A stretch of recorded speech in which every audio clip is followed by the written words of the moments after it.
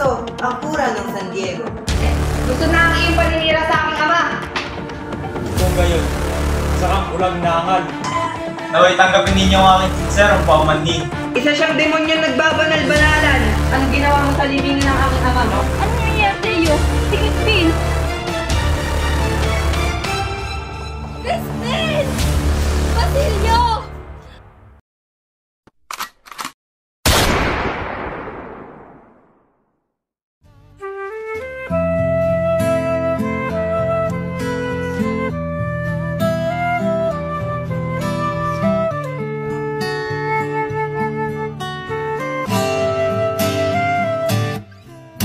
Tungalay kong arana para sa dalagang walang kasing ganda. Amoy roses ang alimoy. Mahal ko ang aking bayan. Pagkat utang ko rito at magiging utang pa ang aking kaligayahan. Marami akong kapaniwalaan sa Diyos, sapagkat nawalan ako ng pananalig sa tao. Halos 7 taon akong naiwanan sa aking bansa. Ang sabi ng ilan, marahil nakalimutan mo na ang lahat ng tungkol dito. Medyo ang kabaliktaran. Kahit na ang aking bansa ay tila nakakalimutan ako, lagi kong iniisip ito. Ang maging masaya ay hindi na mahuhulugan magpakasawa sa kamangmangan. Hindi ang kriminal na papawi ng puwet ng iba, ngunit ang mga taong matapang.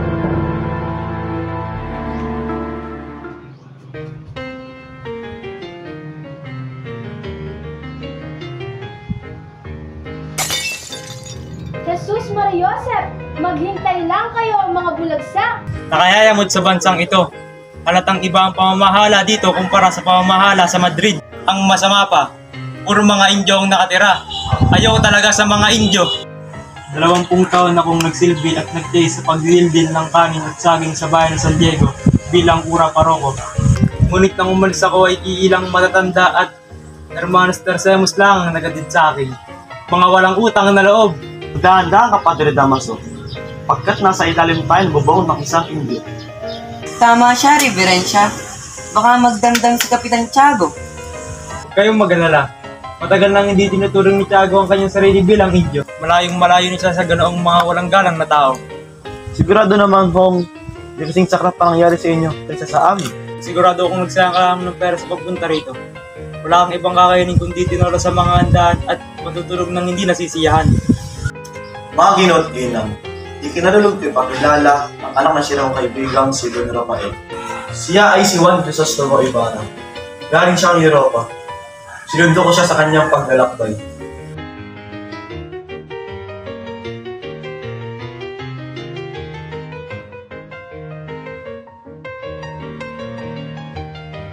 Ikinalulugod ko po kayong lahat na makilala. Aba, Padre Damaso, ang pura ng San Diego. Kinagagalak ko pong muling makita ang isang matalik na kaibigan ng aking ama. Oh, mukhang nagkakamali ako. Patawad ho, Reverencia. Hindi ka nagkakamali iyo. Ngunit hindi ko kailanman naging matalik na kaibigan ng iyong ama. Kung gayon, ikaw pala ang anak na nasirang si Don Rafael. Naway ang kasiyang dapat kahit iyong amay mapasayo.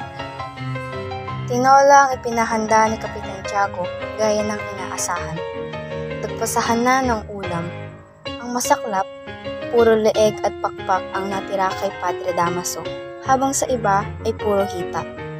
Dahil sa inis, ay humigop na lamang siya ng sabaw at dinurog ang papaya ng may malakas na tunog mula sa pinggan. At saka padabog na ibinagsak ang kubyertos sa tabi ng pinggan. Ilang taon kang nawala sa ating bayan, Senyor Ibarra? 7 taon po. Sa 7 taon mo sa Europa, malamang ay nakalimutan mo ng iyong bayan. Parang ang aking bayan ang tila nakalimot sa akin. Lagi kong iniisip ang aking bayan. Totoo ba yan, hombre? Opo. Sa mga bansang iyong napuntahan, ano para sa iyo ang pinakamaganda at tumatak sa iyong isipan? Patawad ho. Ngunit bukod sa Espanya, wala na akong ibang naibigan kundi ang ating bansa. Kung gayon, isa kang bulag na angal. Sayang ng pera upang pumunta ng Europa kung wala ka namang nagustuhan. Senyores, huwag kayong magtataka sa dati naming kura. Ganyan-ganyan din ang pakikitungo niya sa akin noong ako ay bata pa. Mukhang hindi na siya nagbago. Naway tanggapin ninyo ang aking sinserong paumanhin. Senyores, Kapitan Tiago, kababalik ko lang mula sa Europa. Kaya't naway maintindihan niyo na kailangan ko na agad na lumisan. Di mo na ba makaantay si Maria Clara? Paumanhin po, ngunit hindi na. Muchas gracias sa hapunan, Kapitan. Walang anuman, Ibarra. At dubayan ka sana ng Diyos sa iyong paglalakbay. Senyor Ibarra, Oh, Senyor Teniente. mag-ingat ka sa iyong pupuntahan. Baka magaya sa iyong ama. Oh, may nalalaman pala kayo sa aking ama. Maaari niyo bang sabihin sa akin? Sa pagkakaalam ko, nakulong sa bilanggo ng iyong ama. Bilangguan? Nakulong ang aking ama? Oo, hindi ka pwede magkamali. Nakulong sa bilanggo ng iyong mas doon na pwede na. Dahil ang pagkamalang si Padre Damaso na isang ere at pilibustero. Magandang umaga, Tia Isabel. Magandang umaga, Ibarra. At ba't ka naparito sa aming tahanan? Nais ko lang pong makita si Clarita. Andeng! Maya-maya pa'y makikita na ang dalawa na nag-uusap sa azotea. Akala ko'y pinagpalit mo na ako sa iba. Marami pa namang babae doon sa Europa. Kailanman di kita ipagpapalit sa iba. Tulad mo, sabik na rin ako sa ating pag-iisang dibdib.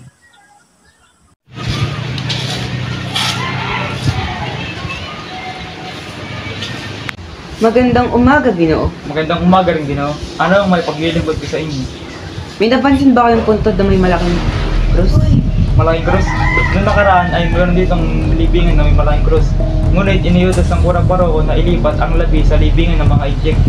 Sino nga ang nag-utos sa inyo noon?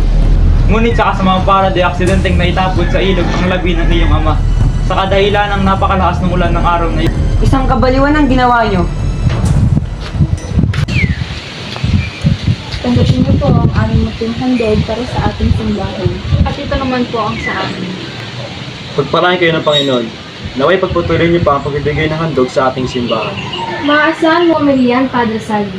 Sa katunayan, ay puspusan ang paghahanda para sa nalalapit na kapistahan sa ating bayan.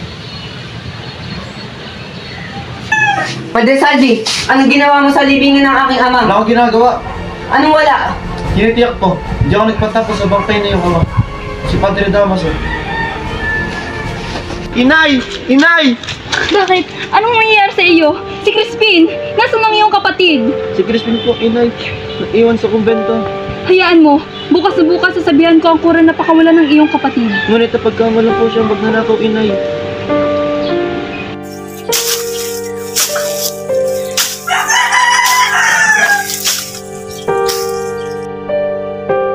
Crispin! Crispin!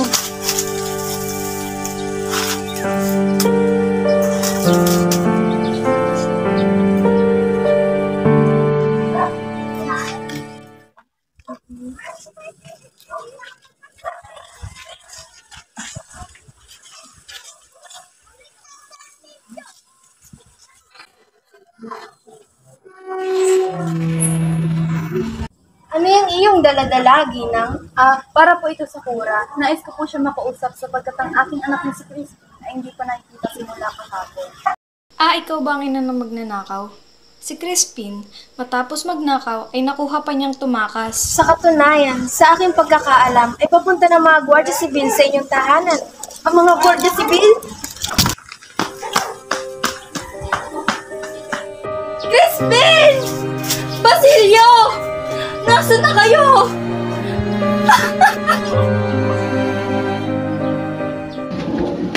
Magandang umaga, Mang Tasyo. Nais ko lang po manghingi ng opinion para sa gagawin kong paaralan. Hindi mo maunawaan sa ngayon, sapagkat sa susunod na mga sanlay ay maunawa mo na ito, sapagkat sila ay matatalino. Maraming salamat, Mang Tasyo.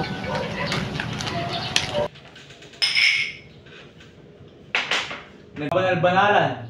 Aba, akala mo'y kung sino at pinagyayabang na may dala daw siyang pagbabago. Gusto na, Padre! Gusto na ang iyong paninira sa aking ama! Isa siyang paring walang galang at walang utang na loob. Isa siyang demonyo nagbabanal-banalan. Pakiusap, Crisostomo! Itigil mo yan! Para na lang sa akin!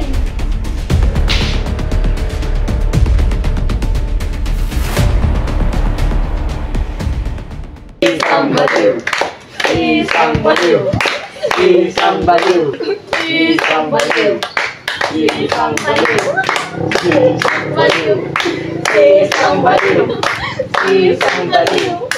Isang baliw! Gusto mo iba? Dahil sa paglalagay mo ng bato sa inyong paaralan. Dahil nalaman ko na may nakasilang patay ka. Maniwala ka sa akin. Dahil ako iyong mga panalig. Magandang umaga, doon sa Nueva Ibarra. Pwede ka baka inyahan sumama sa akin. Bakit? Ano ang aking ginawa? Dahil ikaw ang tinuturo na nagsimula sa pagkarito ng mga agwagis. Ngunit wala akong ginagawa, senyor. Wala akong ginagawa. Bitawan niyo ako. Siya nga po pala si Don Alfonso Linares de Espadaña, kamag-anak ng aking asawa at inaanak ni Padre Damaso. Magandang araw, Kapitan Tiago. Magandang araw din sa'yo. Sa'yo rin, Maria Clara. Naisingin ni Alfonso ang kamay ni Maria Clara. Pumapakay ka ba rito, Kapitan Tiago? Walang problema sa akin yun. Basta alaga lang niya ang aking anak. Ayoko, Ama! Labis akong tumututol, Ama. Si Crisostomo raw ang aking minamahal at hihintayin ko siya kahit anong mangyari. Anak ka talaga ni Rafael Ibarra. Hindi na ako makapaghintay na makita ang iyong bangkay na palutang-lutang sa dagat gaya ng iyong ama. Huwag mo nga hamakin ang aking ama. Kung ikukumpara, wala kayong pinagkaiba ng Diablo.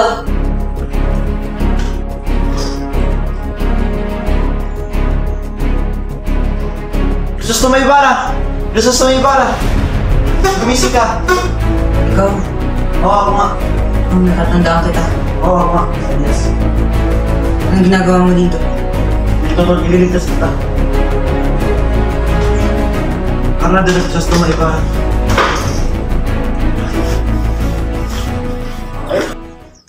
Maria Clara, may dapat kang malaman.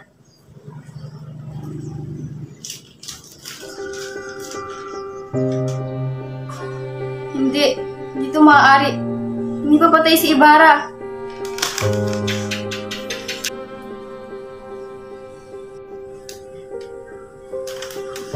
Nais kong sirain ang pangako niyo sa akin pagpapakasal. Ngunit bakit, anak? Patay na si Ibarra. Wala na akong ibang gusto pakasalan kundi siya. Mas mabuti pa kung sumunod na lang ako sa kanya kung nanaisin niyo pang ipakasal ako sa iba. O kaya ipapasok na lang ako sa kumbento.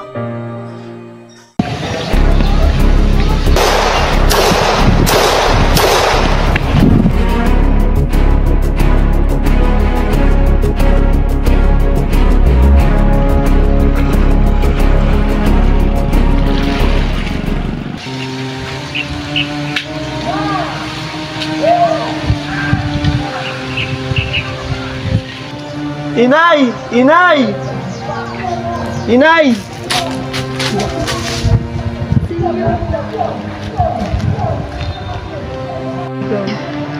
Inay! Inay! Anak ko. Inay! Mamamatay ako. Di man lamang nasilayan ang bukang liwayway ng bansang aking minamahal. Ayaw makapalan, nakakakita sa lubungan niyo siya at huwag kailanman lilimutin ang mga nabuwal sa lilim ng dilim.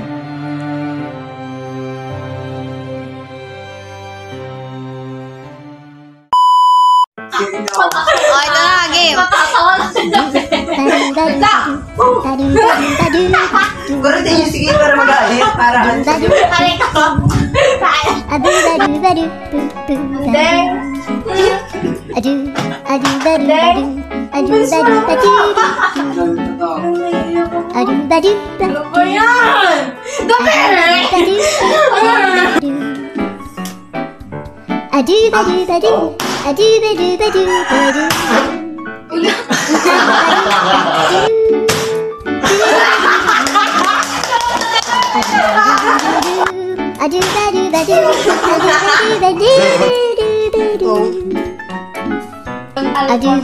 Wait lang, wait lang.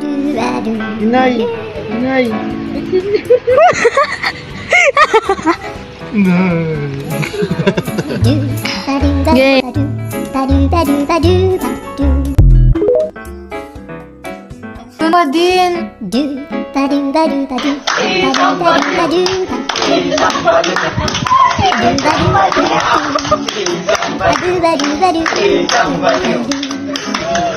Ano din? Magandang araw. Wait lang! Crispin! Crispin! Umiyak ka!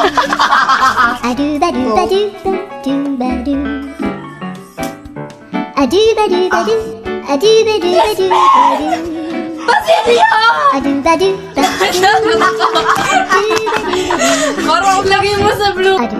Isa siyang demonyong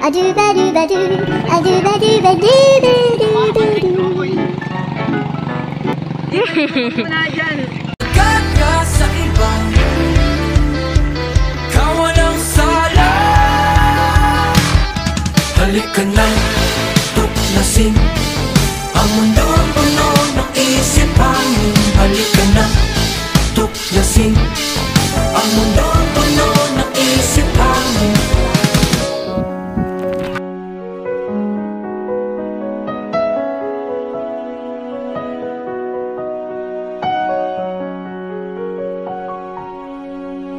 Matagal ko nang hinahanap ang isang katulad mo.